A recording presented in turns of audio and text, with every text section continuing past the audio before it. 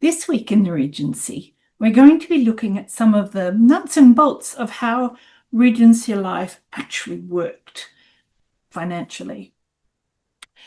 So, a small thing about how one does research for a book. I'm in the redrafting stage of The Deadly Dowry. That's my working title at the moment. So I finished the first draft. I'm in the redrafting process, and I'll get to the third or fourth draft before I send it to my publisher. So while I'm doing that, when I need a break, I go to do the research for my next book. And in hopefully what will be a series, the character, my main character, Lady Miranda Harwood, is off to Bath. So I thought, okay, well, for this week, I'll read the Bath Chronicle. I'll read this week's Bath Chronicle. And I'll see if I can find an interesting story there. And I did. Well, I think it's interesting. So there's always this kind of leapfrogging thing where you do the research for the next book while you're doing some writing or redrafting or whatever for the book in hand. So the Bath Chronicle is our jumping off point today. Now, I just thought you might be interested in a little bit of research history. As you can see, this particular version of the Bath Chronicle, which is from the British newspaper Archives, has got writing all over it. Fortunately, you can usually read it underneath the writing. And when we look closer at that writing, we can see that it's actually initials and a tick. So what is all that about? Before there was digitization, there was microfiche or microfilm. And Archives photographed the pages, like literally photographed each bit, and put it on a microfiche or a microfilm. Microfiche was about this big, and each little page was about this, and you put it into this viewer that magnified it. Same with microfilm. And what these marks are the marks of the various ads or articles or whatever being catalogued. So you could search a catalogue to say, well, I want this kind of story from 1814. And then it would tell you which edition of the paper you could find that in, and then you could go and look at it. And the original microfiche things they don't have all these initials all over them. But when this was digitized, obviously they went back to the original paper, which had been, I mean, you just think about it, it's like somebody has just sat there.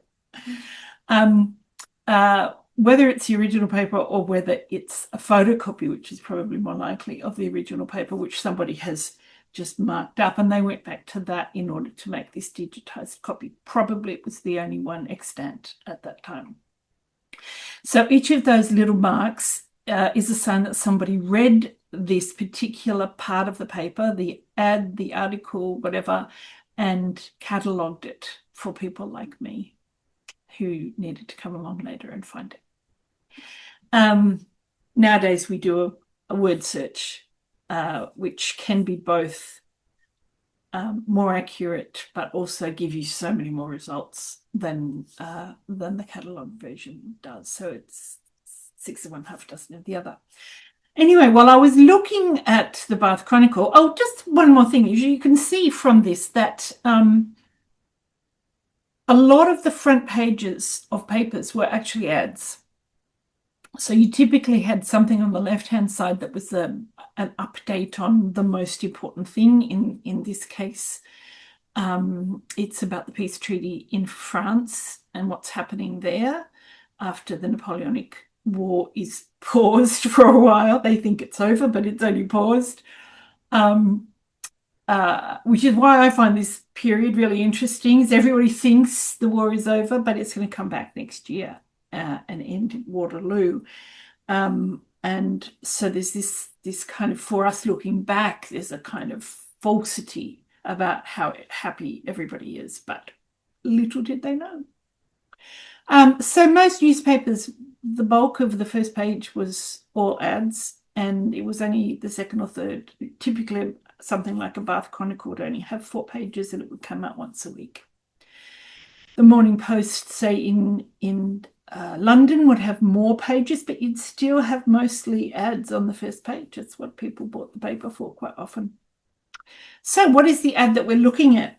A good family residence and land near Wells, Somerset, to be let for 3 or 5 years and may be entered upon immediately or at Lady Day next.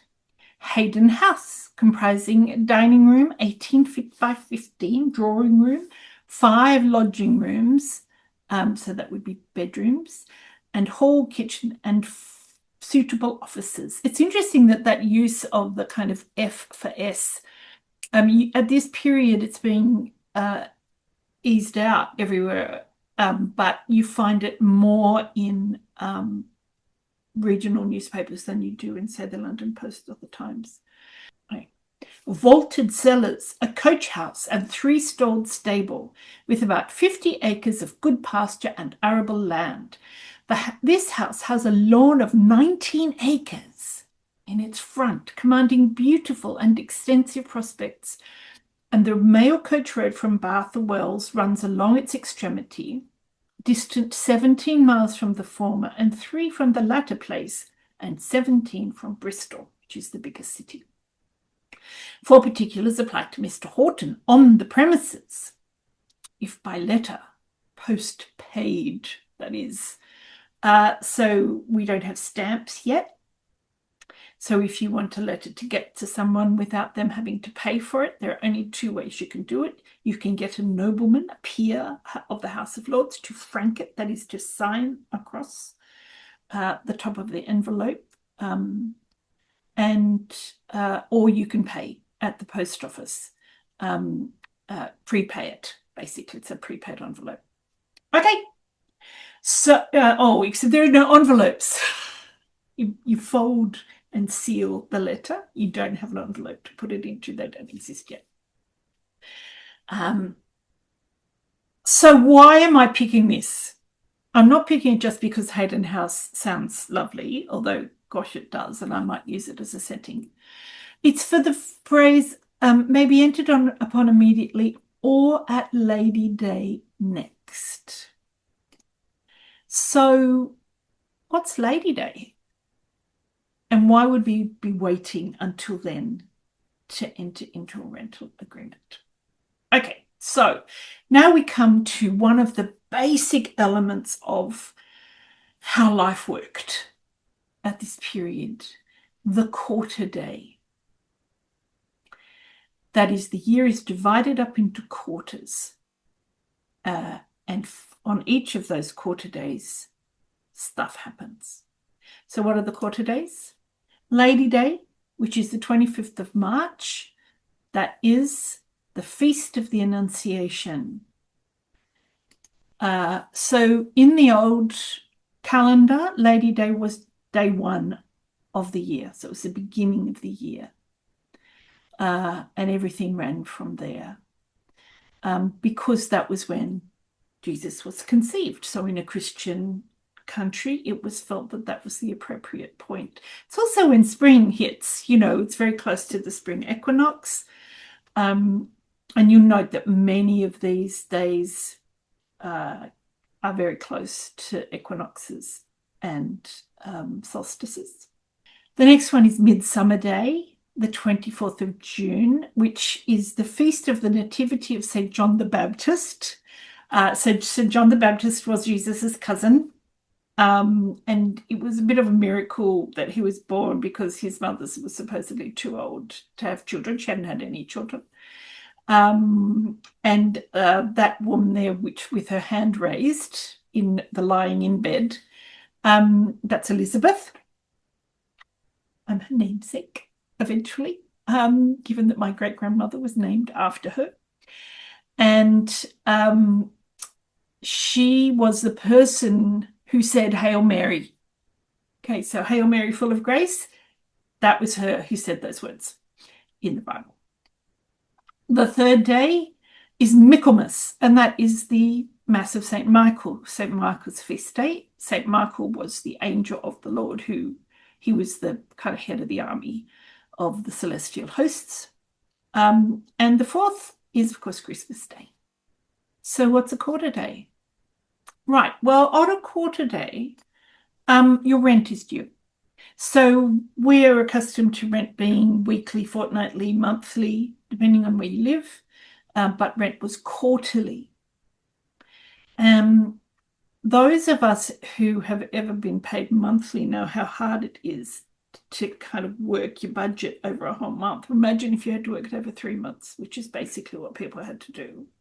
Because quite often you only got paid quarterly as well. Servants in particular tended to get paid quarterly, and their contracts were quarterly.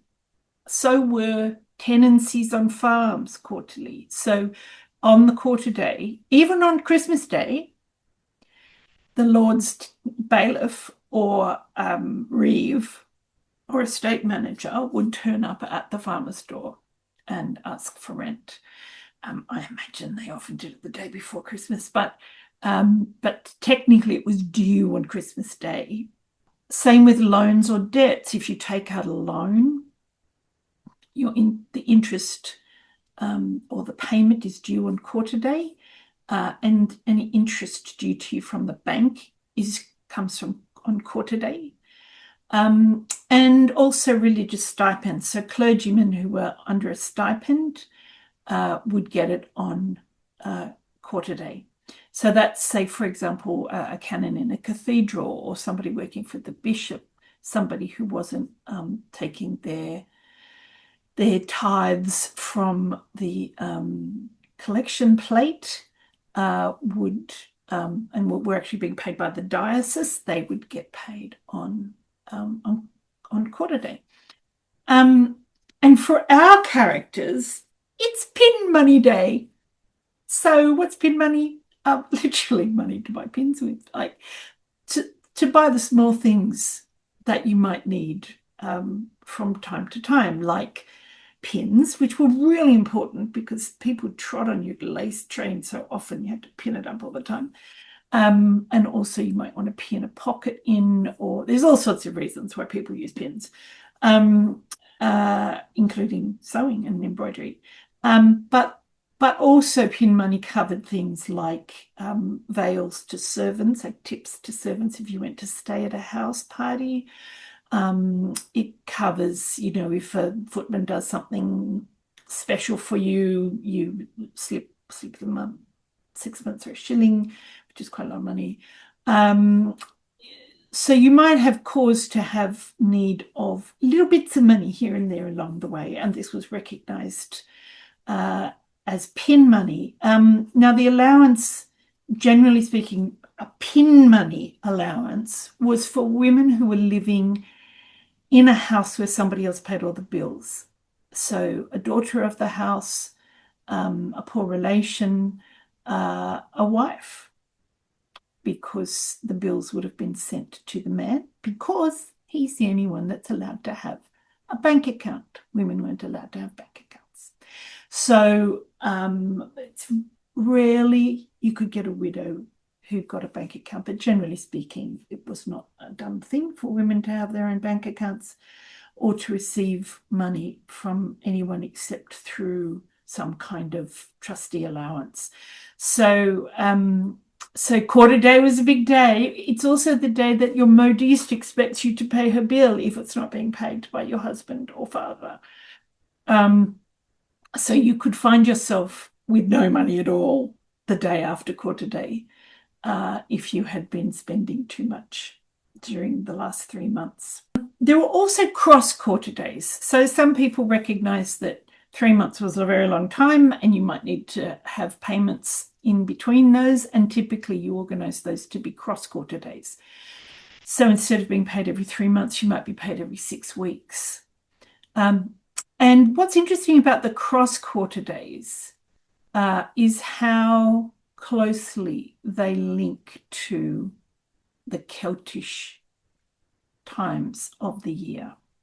May Day, for example, All Hallows, the 1st of November, the day after Halloween. That's why it's called Halloween. Hallows, All Hallows Eve is where the word Halloween comes from. And those days are still in Celtic countries like Scotland and Ireland. Those days are the quarter days, where England had a different system, but in Scotland and Ireland, we had these quarter days, and they were very close to the old days of Beltane and Samhain and so on from the Celtic calendar. But they worked the same way. Those were the days when you got paid, or when you got your interest, or when you got your rent, or when you took up a new rental agreement, which is why that ad said immediately or on Lady Day, because the next quarter day from then was Christmas. Nobody wants to move house at Christmas time. And because of that, very few rental contracts actually work Christmas to Christmas. They work Lady Day to Lady Day, or Midsummer to Midsummer, because it's winter. Nobody wants to move house in the middle of winter. And so there weren't that many rental contracts that would have ended. So either people were looking for a rental right now, this very minute, or the next likely day for them to move would be Lady Day, but also the day that Mr. Horton clearly didn't want to move at Christmas either. So that was the first day that Mr. Horton was prepared to move. I'm always fascinated by how weather affects things. The seasonal changes really, really made a difference to all kinds of things, and this is an example of that. Now, what's quite interesting is that there are hangovers from quarter days in our current system. So I'm sure that you know, in 1750, the old Julian calendar, the one the Romans used, it got out of whack with the year. It was kind of 11 days out of whack because it was 365 days. And that quarter, whereas around the sun is 365 and a quarter, which is why we need every 4 years we have a leap year day to edge us back into accordance with the seasons. And so in 1750, we changed from the old Julian calendar to what is called the Gregorian calendar, which is the one that we use now. And there was an 11 days difference, but also they changed some lengths of some months and stuff like that. So there was a big shift. Now, the day that used to be the 25th of March on the old calendar, that is the first day of the year in the old calendar. So when you make all the adjustments from one calendar to the next, the day that used to be the 25th of March is now the 5th of April. And in the UK, your tax is still due on the 5th of April. So British personal tax is still due on the 5th of April, because that used to be Lady Day, because that used to be the beginning of the year. I love these hangovers, that we get from the past that are just, we just know that that's tax day, right? We don't know why, but there's always a reason.